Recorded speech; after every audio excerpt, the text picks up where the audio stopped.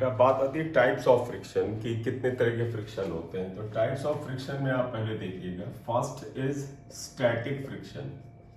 Static friction मतलब जब body रुकी हुई होती है तो भी एक उस पर फ्रिक्शन लगता है। हम एफ एस से लिख सकते हैं, एस फॉर स्टैटिक और F for friction. Second is kinetic, जब बॉडी गति करने लगती है, नीचे वाले सरफेस पे ऊपर वाली बॉडी चलने लगती है तो आ जाता है काइनेटिक या डायनेमिक फ्रिक्शन। काइनेटिक और डायनेमिक फ्रिक्शन हम एफ के से लिख सकते हैं। ये आएगा काइनेटिक या डायनेमिक फ्रिक्शन के फिर दो पार्ट होते हैं। स्टैटिक एक था और इसके अंदर ये एक और पार्ट आता है। देखो जब बॉडी गति में आती तो दो तरह का मोशन होता है। जैसे ये पेन है, मैंने सरफेस पे रखा तो पेन देखो स्लाइड करता, सरकता हुआ चल रहा है। तो आप या कुछ और रख लीजिए। अब जैसे ये मैंने मोबाइल अगर इसके ऊपर रखा तो ये मोबाइल सरकता हुआ स्लाइड कर रहा है, तो इसे स्लाइडिंग फ्रिक्शन कहते हैं। लेकिन एक और तरीका है, सड़क पर जब गाड़ियां चलती हैं तो उनके पहिए रोल करते हैं। जैसे देखो ये रोल करते हुए चल रहा है, इसे रोलिंग फ्रिक्शन कहते हैं। गति अभी भी है, काइनेटिक अभी भी है, डायनेमिक्स अभी भी है। तो यहाँ पर तो ये दो तरह का आता है, स्लाइडिंग फ्रिक्शन और दूसरा आ जाता है, इसे हम बोलते हैं रोलिंग फ्रिक्शन। रोलिंग फ्रिक्शन बेटा तब आएगा जब पहिया कुछ, आपके जीवन में तो रोलिंग हर जगह है, पंखा चल रहा रोल कर रहा है, रोलिंग फ्रिक्शन है। हालांकि वो रोटेशन हो रहा, प्योर रोलिंग नहीं है, रोटेशन है, लेकिन वहां फ्रिक्शन तो घूमने का है। लेकिन आमतौर पर गाड़ियों में क्या, व्हील जब चलता है तो गाड़ी भी आगे जाती है, पहिया भी आगे जाता है, साथ ही साथ वो अपने एक्सिस पे घूमता भी है। तो rolling friction when the wheels are rolling, तो इसे रोलिंग फ्रिक्शन कहते हैं। ये आया। तो काइनेटिक फ्रिक्शन दो हुआ, स्लाइडिंग एंड रोलिंग फ्रिक्शन। हम पहले बात करना चाहते हैं स्टैटिक फ्रिक्शन क्या है। तो आप पहले बात करिए, ये नोट कर लीजिए कि व्हाट इज स्टैटिक फ्रिक्शन। नाम से ही क्लियर है, स्टैटिक यानी अगर एक बॉडी दूसरे के सरफेस पे रुकी हुई हो और आप फोर्स लगाते हैं तो स्टैटिक फ्रिक्शन आएगा। तो आप स्टैटिक फ्रिक्शन में क्या लिखोगे, when body remains stationary, that is no relative motion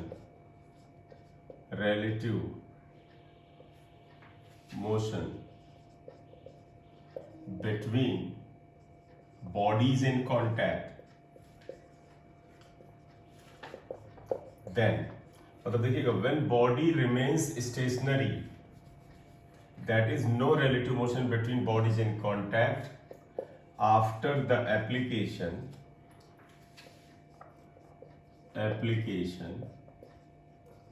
of external force, then friction is called static friction। इसे हम स्टैटिक फ्रिक्शन कहते हैं, राइट। तो आप ध्यान रखिएगा, स्टैटिक फ्रिक्शन नाम से क्लियर है। जैसे आप इमेजिन करो एक बहुत ही बड़ा सा बक्सा आपके घर में रखा है, बॉक्स है, सब फर्श पे, और आप एक्सटर्नल फोर्स लगाते हैं, आपने पूरी ताकत लगा दी और वो बक्सा टच से मस नहीं हो रहा है। तो आपने तो फोर्स लगाया, इसका तो उस बक्से ने रुकी हुई अवस्था में अपोजिट डायरेक्शन में फोर्स लगाया, उसे स्टैटिक फ्रिक्शन कहते हैं। इसका मतलब है अगर बॉडी रेस्ट में भी है और आप उस पर एक फोर्स लगाते हैं तो फ्रिक्शन होता है, इसे हम स्टैटिक फ्रिक्शन कहते हैं। क्लियर। तो ये आया स्टैटिक फ्रिक्शन। अब बात आई, देखो स्टैटिक फ्रिक्शन आप इतना समझ गए। अब हम बात करना चाहते हैं कि static friction is self adjusting force. तो ये बड़ा इंपॉर्टेंट है, तो इतना नोट कर लिया हो तो जल्दी से कर लें, फिर हम अगली बात करते हैं। तो अगला हमारा पॉइंट है जो कि एक इंपॉर्टेंट हेडिंग है बेटा, क्या, static friction is self adjusting force. Static friction is self adjusting force. मतलब स्टैटिक फ्रिक्शन जो है वो खुद को एडजस्ट करने वाला फोर्स है, अपने आप को एडजस्ट करता है, वो फिक्स नहीं होता है।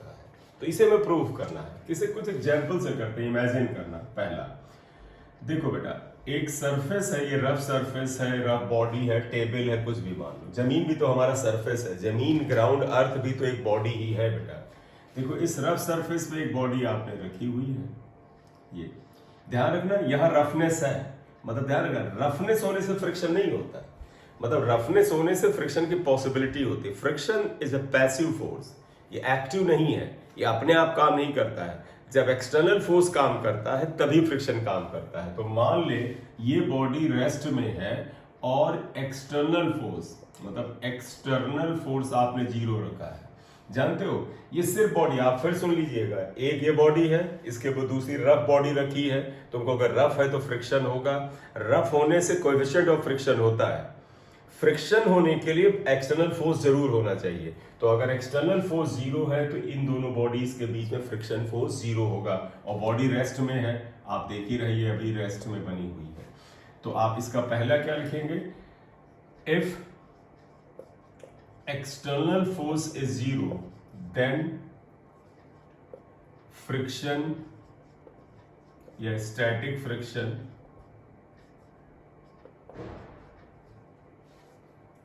is 0। यानी कि अगर मैं Fs कहूं तो 0, Fs स्टैटिक फ्रिक्शन है। मैं तुमसे कहूं ये बैकवर्ड फ्रिक्शन, तुम कहोगे सर लग ही नहीं रहा, 0 आएगा। तो एक्सटर्नल फोर्स 0 तो स्टैटिक फ्रिक्शन 0। दूसरा, अब इमेजिन करो ये बड़ी भारी बॉडी थी, आपने कोई फोर्स नहीं लगाया था, तो क्या फ्रिक्शन था? नहीं था। फ्रिक्शन बेटा तभी एक्शन में आता है जब आप उसके ऊपर कोई फोर्स लगाते हो या उनके बीच में रिलेटिव मोशन हो रहा हो, यानी इसके रेस्पेक्ट में, नीचे वाले के रेस्पेक्ट में ये चल रही हो। अब इमेजिन करो ये बॉडी बड़ी भारी थी, तुम्हारे घर में एक बक्सा रखा है, बॉक्स रखा है, और तुमने आकर के F1 फोर्स लगाया। अब मान लीजिए सेकेंड केस में लेते हैं कि आप आए, आपने इस ब्लॉक के ऊपर जिसका मास m था, आपने इसके ऊपर अब F1 फोर्स लगाया, एक्सटर्नल फोर्स F1 लगाया, और आपको लगा यार हमने फोर्स तो लगाया लेकिन ये बॉडी चल ही नहीं रही है, body is still at rest. तो आपने एक बड़े बॉक्स के ऊपर ताकत लगा दी पूरी, अभी भी बॉडी नहीं चल रही है। क्या तुम ये फोर्स नहीं लगा रहे हो, या तो तुम कमजोरी कर रहे हो भाई। और अगर लगा रहे हो तो ये अगर अकेला फोर्स है तो न्यूटन तो बड़ा क्लियर बोला है, अगर ये अकेला फोर्स है तो इस बॉडी पे नेट हॉरिजॉन्टल फोर्स ये है, तो फिर न्यूटन लॉ लगेगा, F equal to mass into acceleration, यानी बॉडी का एक्सेलरेशन होगा। ना केवल बॉडी चलेगी बल्कि गति को बढ़ाएगी भी।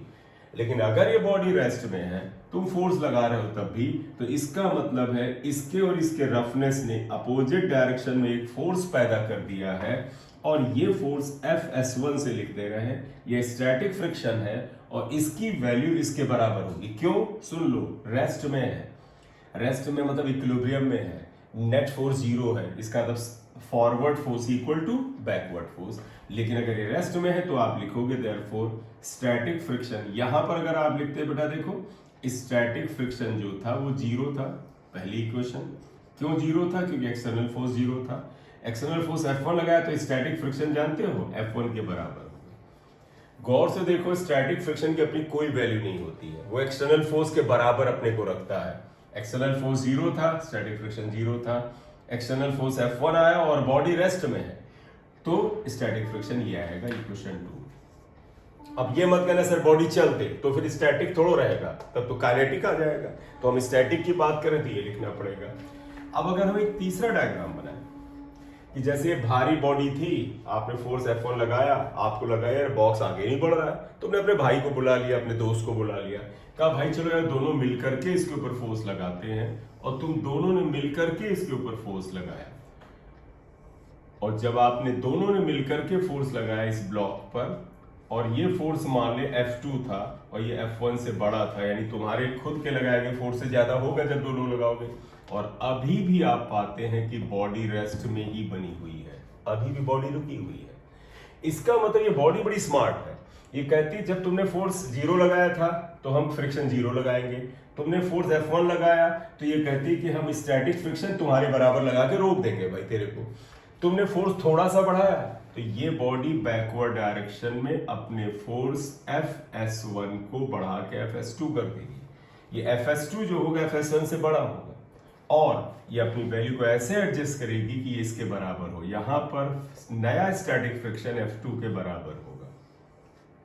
आप देखो, तो आप देखिएगा पहले डायग्राम, दूसरे डायग्राम, तीसरे डायग्राम से तुम्हें लग नहीं रहा है, जब कोई फोर्स नहीं लगाया स्टैटिक फ्रिक्शन भी 0 था, F1 फोर्स लगाया तो स्टैटिक फ्रिक्शन अपने को F1 के बराबर करके बॉडी को रोक देता है।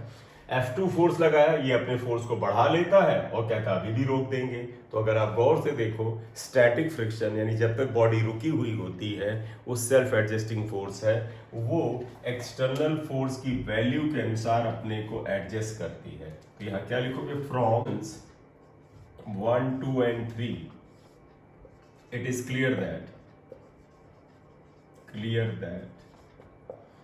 static friction adjusted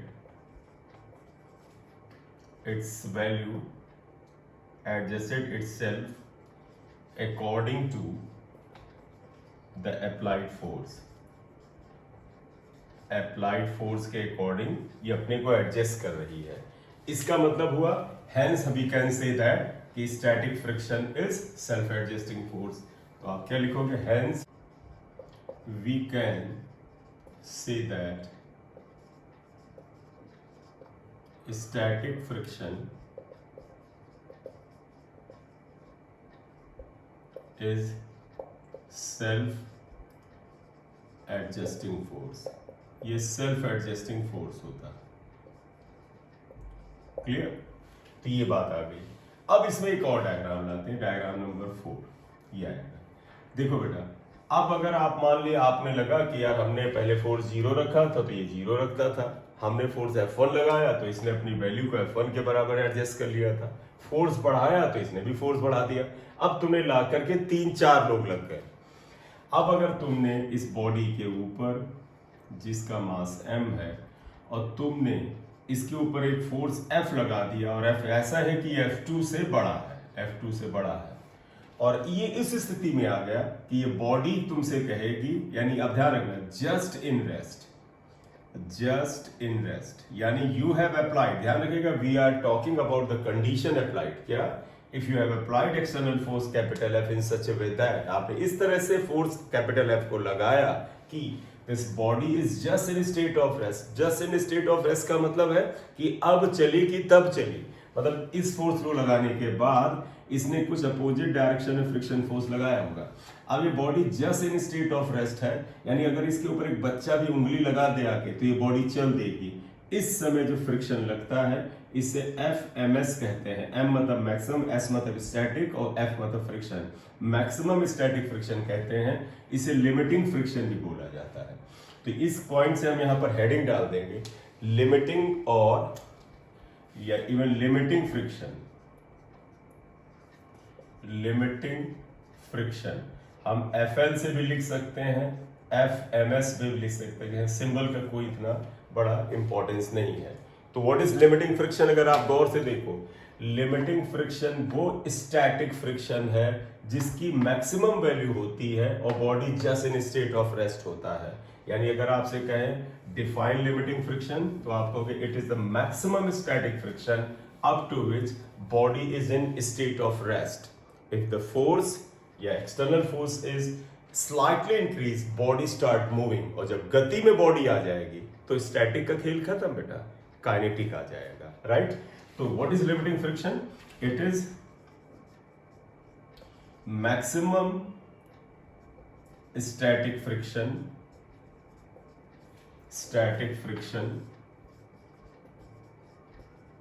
up to which body is just in state of rest, right? तो ये मैक्सिमम स्टैटिक फ्रिक्शन, राइट? इससे बड़ा friction if now external force is slightly increase, रत्ती भर बढ़ा दो, slightly increased, body starts moving, body move करने लगेगी, और जब बॉडी मूव करने लगेगी तो स्टैटिक का रोल खत्म बेटा, फिर काइनेटिक फ्रिक्शन आ जाता है। तो this is called limiting friction. होता क्या लिमिटिंग फ्रिक्शन? ध्यान रखिएगा, अगर यहां पर मान लें coefficient of static friction mu S है, तो अगर हम यहां पर लिखें limiting friction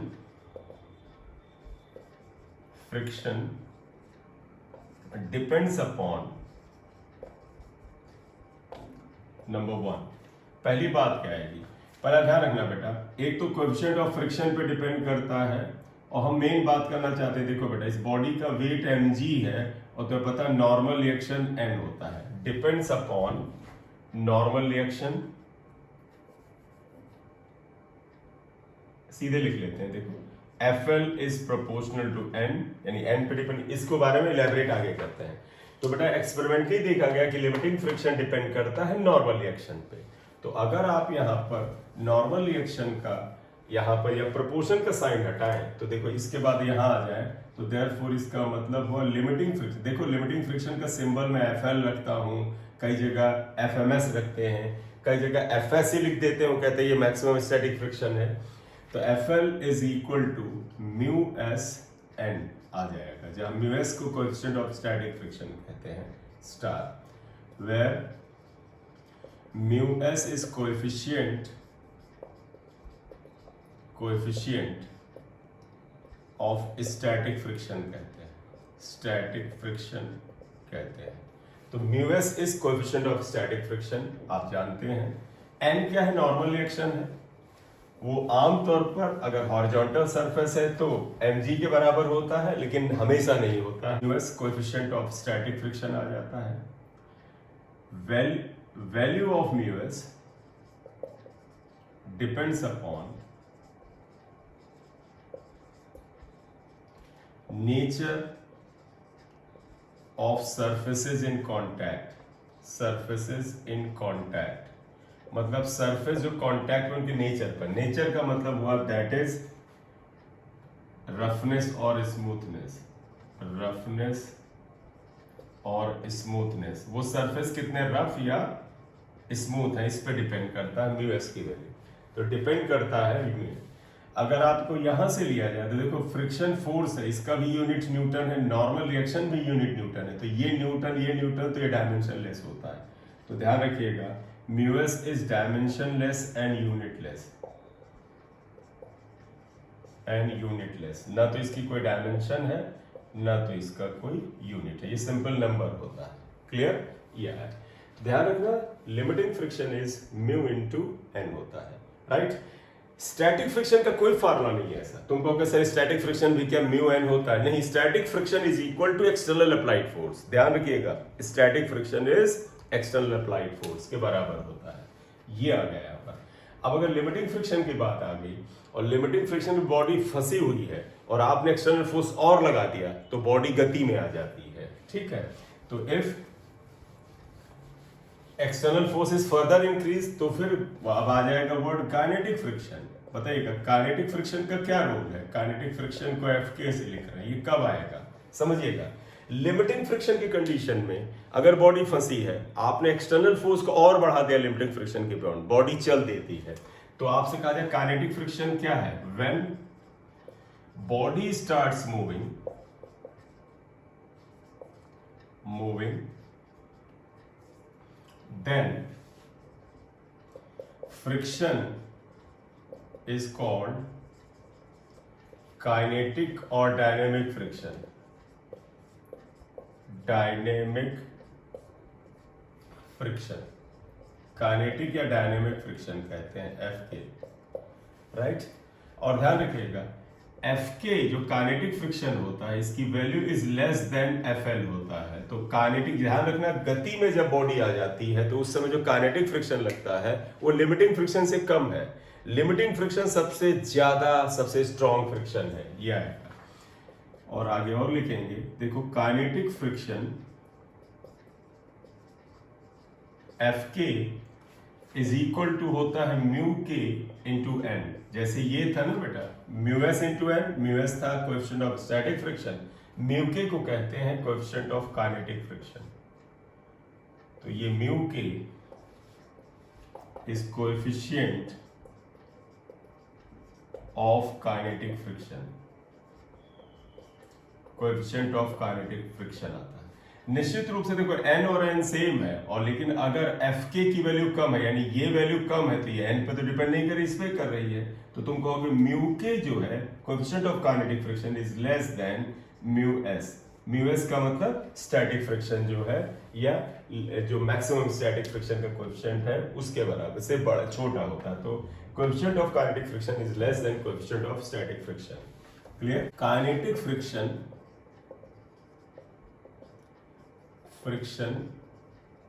does not change with speed of body, speed of या relative speed of body, relative speed of body ये इस पे नहीं डिपेंड करता है। तो काइनेटिक फ्रिक्शन जो है वो relative speed of the body पर नहीं डिपेंड करता है।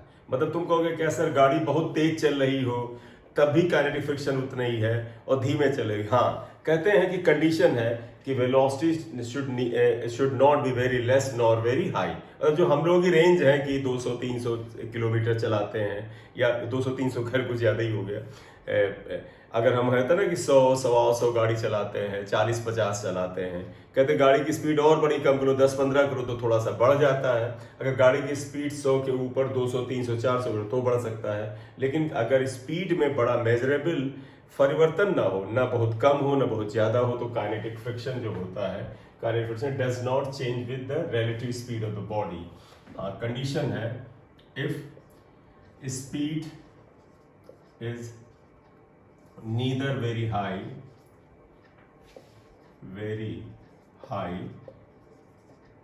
nor very less, ना तो बहुत ज्यादा है ना बहुत कम है, very less या ठीक। तो ये यहां पर बात आ गई कि ये तीन तरह के आपके main friction, static friction, limiting friction और काइनेटिक फ्रिक्शन की बात आई। अब एक जरा ये लिख लें तो एक ग्राफ की बात कर लेते हैं फिर आगे चलते हैं। आई होप कर लिया होगा, तो आइएगा। खैर, अब हम बात कर रहे हैं एक ग्राफ की बात करते हैं, इंपॉर्टेंट ग्राफ है ये। ग्राफ बेटा हम बना रहे हैं इसके बीच में, जरा देखिएगा। इधर ले रहे हैं फ्रिक्शन फोर्स, इधर हम ले रहे हैं फ्रिक्शन फोर्स। आप देखिएगा फ्रिक्शन, ये आया फ्रिक्शन फोर्स, और इधर की ओर आ रहा है external applied force, external applied force. जो हम बाहर से फोर्स लगाते हैं बेटा हम उसे ले रहे हैं इधर की ओर। तो we are taking external applied force. शुरुआत में बताओ बेटा, खुद सोच के बताइएगा।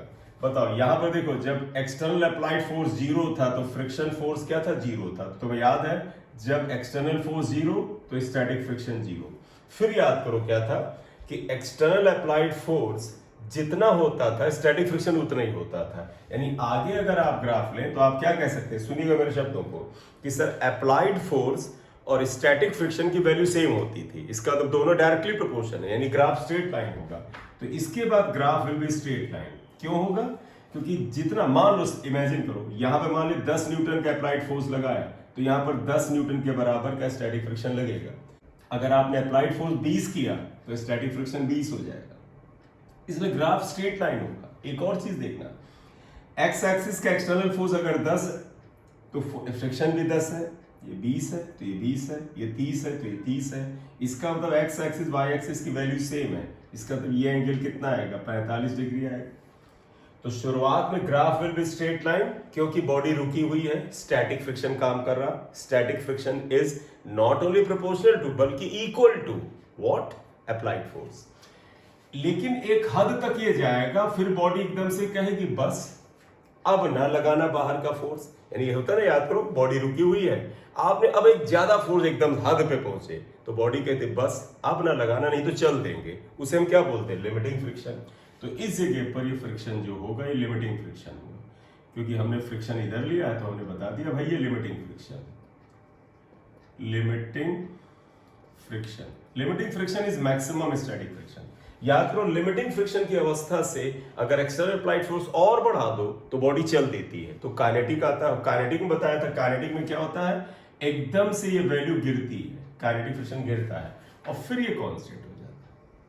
पता है ना, kinetic friction is independent of velocity. तो एकदम से गिरता है ये लिमिटिंग फ्रिक्शन है। यहां से यहां तक ग्राफ जो हुआ स्टैटिक फ्रिक्शन को बता रहा है।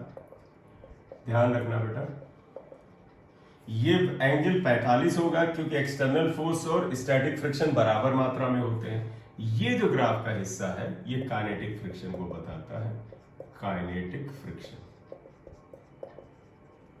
ठीक, तो अगर आप इस पॉइंट से यहां परपेंडिकुलर डालें तो आप कह सकते हैं कि जब तक ये जो मैक्सिमम लिमिटिंग फ्रिक्शन का पॉइंट है यहां तक बॉडी रेस्ट में थी, और इसके बाद दाहिनी तरफ वाला पोर्शन में गति में आ जाती है। ये इसका ही डायग्राम हुआ, इंपॉर्टेंट है, ध्यान में रखिए। तो ये ग्राफ आ गया यहाँ पर, ठीक है, नोट कर लीजिए ध्यान से और एक बार रिवाइज कर लीजिएगा यहाँ। क्लियर?